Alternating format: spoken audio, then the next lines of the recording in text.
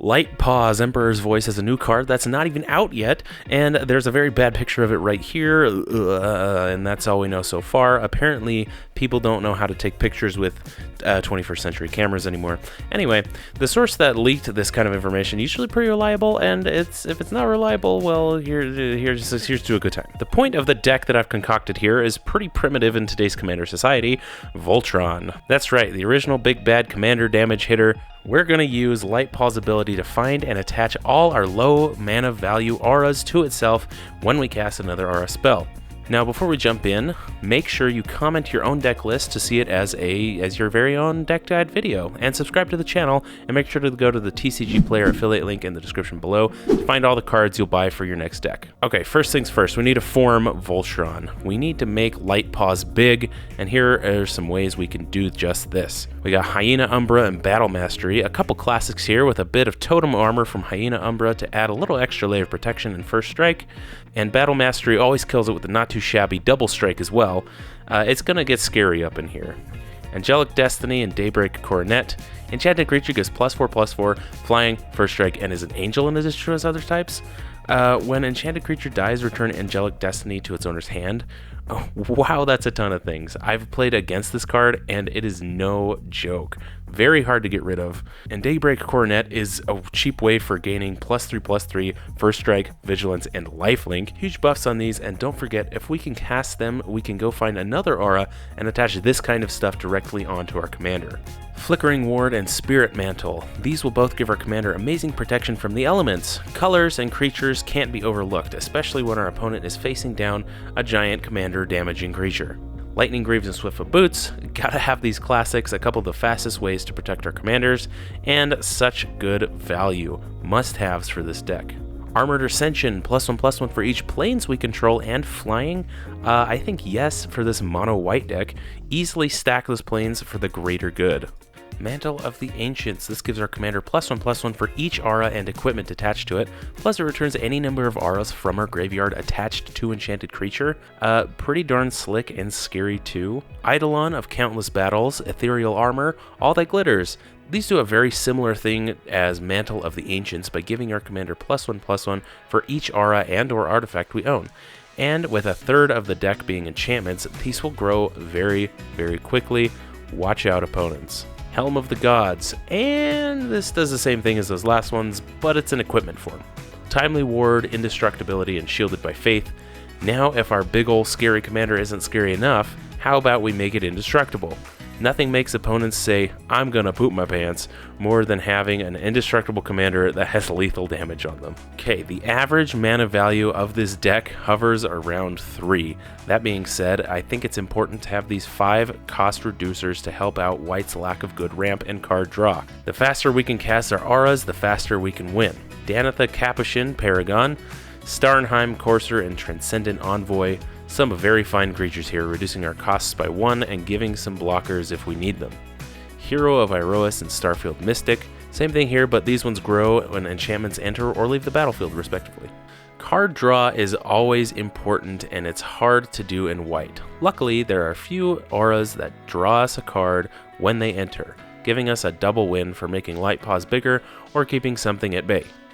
Mesa Enchantress, Core Spirit Dancer, and SRAM Senior Edificer.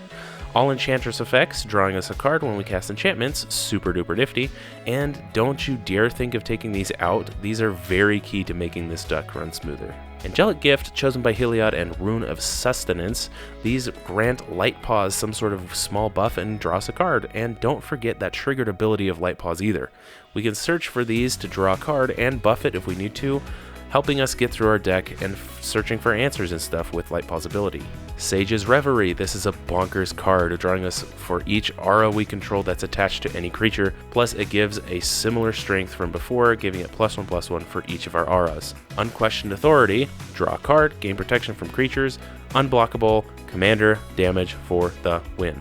Pentarch Ward. Draw a card, gain protection from the color of your choice, so strong, and again, possible unblockable commander damage for the win. Hobble. Here's a great scenario. We cast Hobble, making our opponent's big bad unable to attack, which triggers Light-Paws, and we go and find that Unquestioned Authority from before. Win-win for us, and if that other creature is black, it can't block anyway, So it's just fun all around here. Curse of Silence. This is kind of an odd one. It helps us draw a card, but only if a chosen card is cast, costing 2 extra mana. Honestly, it wouldn't be bad just to target ourselves, because with our cost reducers, our enchantments aren't that expensive anyway. And we choose and cast a cheap aura spell that already costs next to nothing and draws a card. Neat little trick that can also be used to hold opponents back if we have a little bit of information from their hand, like if a green player revealed their hand for searching for lands or whatever. We need to keep our opponents at bay long enough to swing with Light Eyes, and here's how we'll do that. Return to Dust, Swords to Plowshares, Crush Contraband. Yeah, some good old normal removal, of course, but that's not all. Darksteel Mutation and Prison Term. Since we want to cast auras, here are a couple that somewhat deal with creature problems, at least for a time. Trigger our commander and keep our opponents at bay, doing what White-Paws does best. Ghostly Prison and Sphere of Safety. We'll only have one big creature for most of the time, so preventing people from attacking us is very important. And Sphere of Safety is actually really stupid when it comes down to it. Well, for our opponents at least. Harvest Guard, L-Seeds. Whenever an enchantment enters the battlefield under our control, will prevent all damage that will be dealt to Light-Paws for the turn. And oh boy, do we have a ton of enchantments.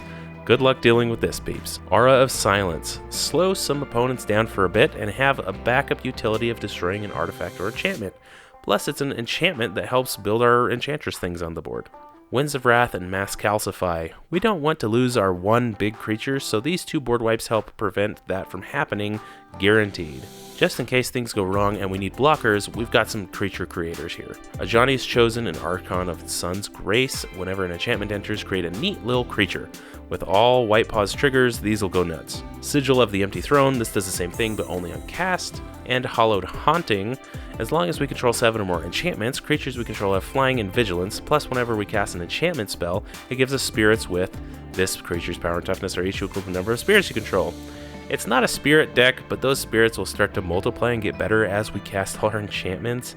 This is a really cool new card. Light-Paws finds us the answers we need most of the time, but what happens if Light-Paws is AFK? Well, here are the cards that help out with that. Heliod's Pilgrim searches our library for an aura.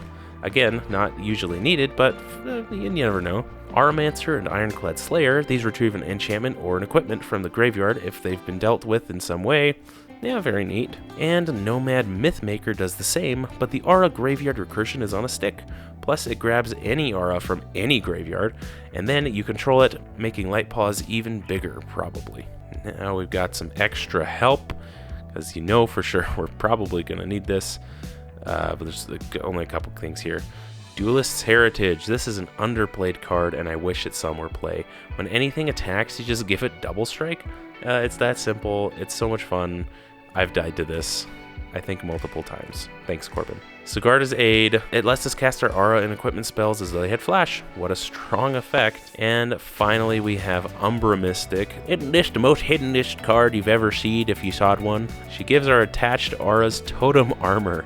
That's ridiculously strong. If Light-Paws has 5 auras on it, opponents have to use like 6 kill spells to get rid of it. An insane card here for an insane deck, wouldn't you say? Alright, well, what do you think? What's missing? What could be better? Don't forget to tell me in the comments in a constructive way, and make sure to add a link to your deck list. I'm very serious about this. Add a link to your deck list so I can make it into a deck guide so you can show all your friends, and then you don't have to explain your deck very much. You can just pull up a video and then just shoot it off to your friends. It's awesome. It'll be lots of fun. Anyway, thank you so much for watching. I'll catch you next Thursday for your weekly dose of magic.